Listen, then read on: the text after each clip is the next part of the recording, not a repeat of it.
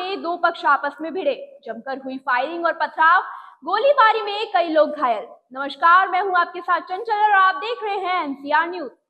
लखनऊ के चिन्हट थाना क्षेत्र में स्थित एमिटी यूनिवर्सिटी के न्यू कैंपस के पास जमीन के विवाद को लेकर गुरुवार को दो गुटों के बीच हिंसक झड़प हुई, जिसमें कई लोग घायल हुए हैं। इस घटना का एक वीडियो सोशल मीडिया पर वायरल हो रहा है, जिसमें कई लोग बेखौफ होकर पथराव में फायरिंग करते हुए दिख रहे हैं। बताया जा रहा है कि जियाउल हक और सरताज के बीच जमीन को लेकर विवाद हुआ, जिसमें पक्ष ने असलहे से फायरिंग करनी शुरू कर दी, जबकि दूसरे पक्ष से भी एक के घायल होने की खबर है। सभी घायलों को इलाज के लिए लोही अस्पताल में भर्ती कराया गया है। घटना की जानकारी मिलने पर पुलिस ने इस मामले में कार्रवाई करते हुए अभय सिंह और अमित राय समेत कुछ लोगों को हिरासत में लिया है और उनसे पूछताछ जारी है।